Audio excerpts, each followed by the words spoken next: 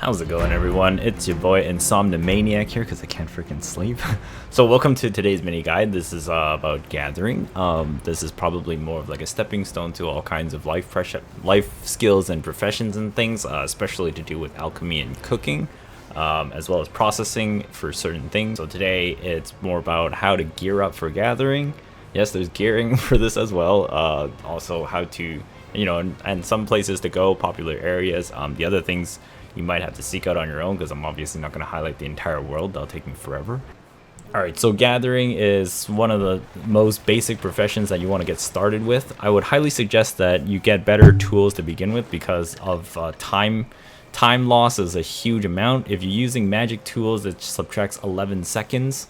And if you're using shining tools, it subtracts 10 seconds. So the lowest amount of time that you can gather something is 1.8 seconds. The original base time is 20 seconds. At gathering level 5 with also a magic tool, it becomes 1.8. How do you raise your gathering level? Well, there's multiple ways. One is getting the silver embroidered gatherer's clothes. You can either make that at a costume mill in a town, which requires investment and a bunch of materials, or you can buy it for about, how much is it right now? This is subject to change. Obviously, it's about 400k right now to buy it off the market from people who have posted it there. If you want to upgrade it, just smash two of them together. They are literally like accessory enhancements. So if you fail, they go kaboom and it's gone. Another thing that you want to gear up, there is gearing in life skills. This isn't just about combat. If you decide to go a life skill route, I highly suggest getting a weapon with 2 slots in it. 2 slots, and then put 2 durability reduction resistance crystals in it, 10% each. And if you've got money, or you're able to snipe a costume off the marketplace, then get a weapon consumption as well, which you'll help reduce that by another 10% when you equip it. So for a total of 30%. If you got pets as well, in the extreme sense, and you're somehow able to get durability reduction off of pets, you can also increase that by about 3% or 1%, depending on the tier of the pet for each one. So up to about a total of a maximum of, if you get 4 of them, that's 16, isn't it? So 16. Yeah, so a total of 46% chance to reduce durability loss. The other thing is that these axes and tools cannot be repaired as you use them, so you want to preserve that durability as much as you can, especially for magic tools or lucky tools. Lucky tools have a higher chance of generating rare resources and generating sharp shards or hard shards, which are heavily expensive materials that are used for upgrading plus 16 to 20, also known as pry to pen level equipment for fighters. For yourself, this is pretty much your equipment setup. In terms of food buffs, you probably want Balanos meal. If you don't have that gathering at rank 5 yet for this gathering speed. If you're looking to level it up, take something called suit tea instead of milk tea. This is literally the lifeskiller's grind EXP buff. And also elixirs of time or flowing time. This is also life's EXP boosters. As well, if you're rich, très riche, then you can go to a villa such as something like Shakatu's Villa. He can give you an EXP buff as well by 10% for life skills, and also energy recovery, which grants you +1 energy for every 3 minutes on top of the base 1 energy every 3 minutes. When you gather, it consumes a lot of energy. This is why having a huge energy cap allows you to just gather more and more, and as you level up more and more, there's a chance that every time you gather, no energy is consumed. So me being at like Master 3 gathering with 491 energy, it takes me about 3 or 4 hours to drain the whole damn thing. That's craziness. Obviously, I don't expect anybody to be at that nutso level. I rarely ever deplete the whole thing anyways. Another more expensive way of increasing your drop rate is also having a golden polished, golden alchemy stone, basically, a high tier, but higher tiers are really expensive and very rare to get. They also grant you fishing levels +1 and a slight increase in drop rate. That 7% or whatever percent based on your level of alchemy stone isn't too high. A lot of people, it might seem like a lot, and you might be like, oh, you're gonna get so much more resources or whatever. That's completely RNG, by the way. It helps the chances a bit, but I don't think it helps it like great amounts. There have been days where I found like 9 shards just off of one tool, and it's just unbelievable amount of shards considering it's off event time. And during event time, I've gone through like 300 energy and only ever found like 2 shards. It's just like, oh, the RNG is completely whack. So I don't know, just keep mining and you'll get shards. That's probably the biggest profit you can make off of shards collecting. You need EXP just to get this skilled 5. I highly suggest gathering water with empty bottles. You can buy empty bottles from any material vendor. They have this scythe icon on the map, like this one here, Laniero Lucci. They sell empty bottles, and then you can just gather water. If you have a large energy pool or a decent energy pool anyways, then you need to deplete it. Just stand in the water and use the empty bottles and quickly get yourself to skilled 5, and then pick up either yourself a shining tool so you can lower that gathering time really quick. The water will be used for all kinds of purposes anyway, so don't worry, it's not a complete waste, and it's also very, very automatic and passive. You can just hold a stack of empty bottles, tell your character to gather, and walk away for a good while. The water is used for alchemy, it's used for desert travel, and also to help cure heat stroke when you're desert traveling. So the purified water will always be used. Don't worry about wasting it, and don't worry, it's not a fruitless cause. And if you have extra, you can always just sell it too. People will buy it. I will buy it.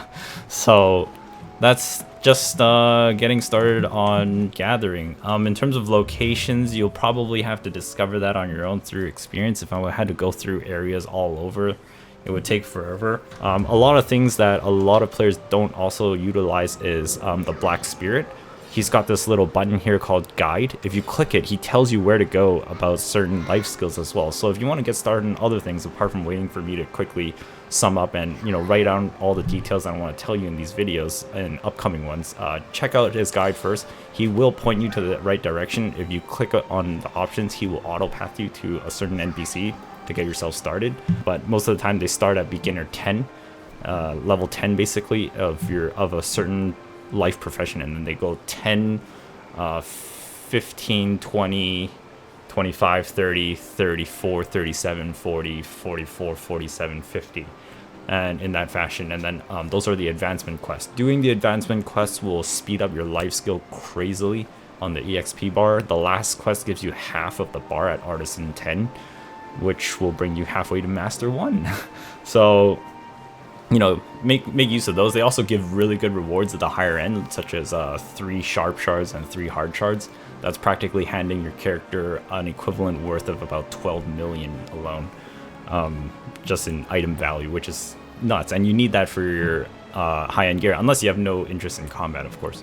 So that's one of the things to get geared up, is basically using a gatherer's costume. If you somehow manage to +2 a costume, or +3 even, it'll increase the gathering EXP increases and also the gathering level. If you join a guild as well, guild has guild skills in here as well, gathering level +1. If they have it spec'd into it or not, it'll help overall with anybody who has a contract inside that guild. So a little bit things to go on here is that where do you go gather this or that or whatever, right? I can't really tell you because that's gonna take freaking forever. You'll just learn as you go along.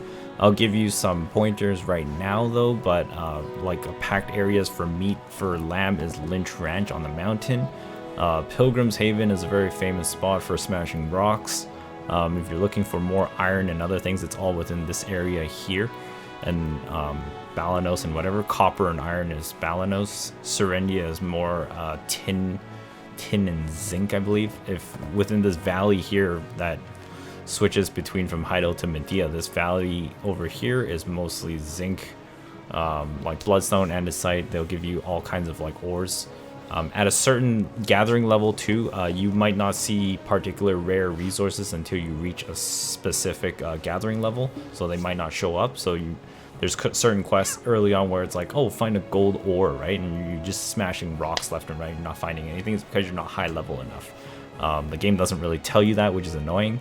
It's generally around skilled 5 or 10. Don't quite remember when you start seeing those. A lot of the trees that are packed down here is pine and fir. Basically every region in the game is like sectioned out to be particular types of resources. There's really quite a lot of things to gather, and now that there's even a whole ocean to go under and gather even more, it's just an insane amount of like words to tell you where everything is. It's just you have to go look and then get yourself some game experience, muddle yourself into the feet, and move from there. This is what I mean by like it's another type of grind. There's your level grind, and then there's this gathering grind where, you know, where the hell do I get everything, right? Generally that's why I say pick one life skill profession in that life of a life skiller video. Choose that first, and then think about what life skill profession you want to move into next, like which is either processing, alchemy, or cooking, and maybe even farming or whatever. All of these attribute to one another, especially gathering. It's kind of like the baseline supplier for processing, cooking, alchemy, which processing can go into all kinds of crafts, and cooking and alchemy is like all kinds of food and elixir buffs, or crystals as well for your gear and other things, which still spawn from the baseline of gathering. A lot of the common resources can be alleviated, which is why I told you how to set up your workers early on in the game in that first life skiller video, so that you don't have to gather certain materials as well. So make sure that your workers are gathering things that you yourself shouldn't need to gather, to kind of cut off like half of the things. Stuff like iron and copper ore, for instance, you can get tons of those near the major early towns. More of the zinc and coal and rare stuff is more in the Medea sections and the Calpheon areas. So just, you know, as you go through the game, you got to visit where and what resource you want. There's a third-party information map called somethinglovely.net. I highly recommend it if you want to look for what nodes produce what. Give a lot of support to the creator family. They've put a lot of work into it, and they should be acknowledged, and I do hope that, you know, you guys can give them a lot of support on Reddit and also on their map. Until then, I hope this helped you out, gave you some insight, and I'll see you guys in the next video. I'm gonna go to sleep. Have a good day. Just, you know, hold a ton of bottles and then just walk to the river. Here, I have an empty bottle here. Walk over to the river, and you know, if you need to drain your energy or whatever, and you just need to go eat dinner or something, just, you know, trigger this, and then just, you know, walk away for a good 10, 15, 20 minutes or whatever, or just measure how long it takes you to gather that and multiply by the number of times you need to do it, and you have your time frame of how long it's going to take. That may be a little overkill, but that's just generally how I operate. I think way too much. It's just RNG. It's just RNG. Well, don't pray to RNGesus, okay? Just sacrifice to Lucifer. He'll give you everything, okay? Stop praying to RNGesus. He doesn't help people. He just makes you frustrated. Lucifer, on the other hand, gives you lots of loot. Oh shit. Whoops.